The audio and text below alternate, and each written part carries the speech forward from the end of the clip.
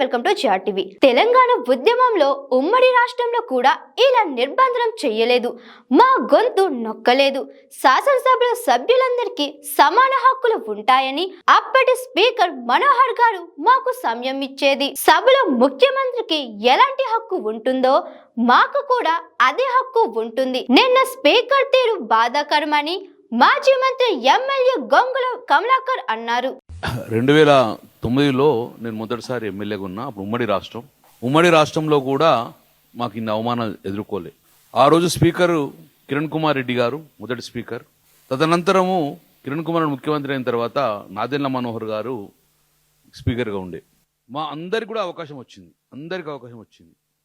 తెలంగాణ ఉద్యమాన్ని సమర్థవంతంగా నడిపినాం. అసెంబ్లీలో తెలంగాణ వాదాన్ని బాహ్య ప్రపంచానికి చెప్పినాం. తెలంగాణ ఉద్యమానికి వేదికగా మేము అసెంబ్లీ ఇచ్చిన కూడా ఏ రోజు మమ్మల్ని నిర్బంధం చేయలే మనోహర్ గారు. ఎందుకంటే మాకు స్వేచ్ఛనిచ్చిండు. ఒక మాట అనేవాడు, ఇక్కడ ఉన్న ఎమ్మెల్యే అందరూ కూడా రాజ్యాంగపరంగా గెలిచిన ఎమ్మెల్యేలే, చట్టపరంగా గెలిచిన ఎమ్మెల్యేలే, కాబట్టి అందరికీ హక్కులు ఉంటాయని చెప్పేసి మాకు ఆ వాయిస్ ఇవ్వడం జరిగింది. మరి ఉమ్మడి రాష్ట్రంలో ఉన్న మా గొంతును ఈ ప్రప్రతంగా ఈరోజు తెలంగాణలో స్పీకర్ గారు మా గొంతు నొక్కుతాడు. ప్రణయ్ భాస్కర్ గారు తెలంగాణ ఉద్యమం అంటేనే కూడా గొంతును తెలంగాణ అనొద్దు, మీరు తెలంగాణ అనే వర్డ్ అనవడద్దు, వెనుకబడిన కులాల ప్రాంతం అంటేనే మైక్ ఇస్తా, లేకుండా మైక్ కడియేస్తా అని ఆ రోజు ధిక్కరించింది మేము విన్నాము. ఇప్పుడు కల్లారా చూస్తున్నాం. మేము 10 సంవత్సరాలు కేసీఆర్ గారు ముఖ్యమంత్రి ఉన్నప్పుడు అందరికీ స్వేచ్ఛని ఇవ్వాలి అని చెప్పేసి అద్భుతంగా జానారెడ్డి గారు కానీ, ఉత్తమ్ కుమార్ రెడ్డి గారు కానీ, శ్రీబాబు గారు బట్టి ఎంతసేపు మాట్లాడినవడం అంతసేపు అవకాశం ఇచ్చారు. కానీ ఏ రోజు ఒక్క స్పీకర్ గారు అనుచిత వ్యాఖ్యలు చేయలేదే. ఈరోజు మమ్మల్ని ఏమంటాడు నిన్న స్పీకర్ గారు, మీరు మాట్లాడితే కట్ చేస్తా అంటాడు. నేను స్పీకర్ గారిని సూటిగా అడుగుతున్నాను, గతంలో ఉన్న స్పీకర్ గారిని వాళ్ళ పనితీరును చూడండి, చూసి దయచేసి అట్లా వ్యవహరించండి.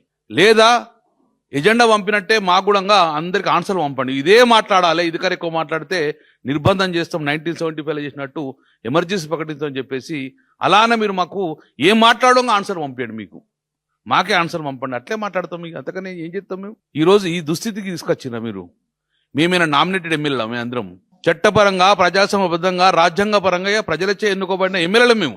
మీరు మా గొంతు నొక్కే హక్కు మీకు లేదు. మీకు ఎక్కడ ఆ గొంతు నొక్కే హక్కు? మీ స్పీకర్ పర్మనెంట్ చైర్ కాదు కదా మీది.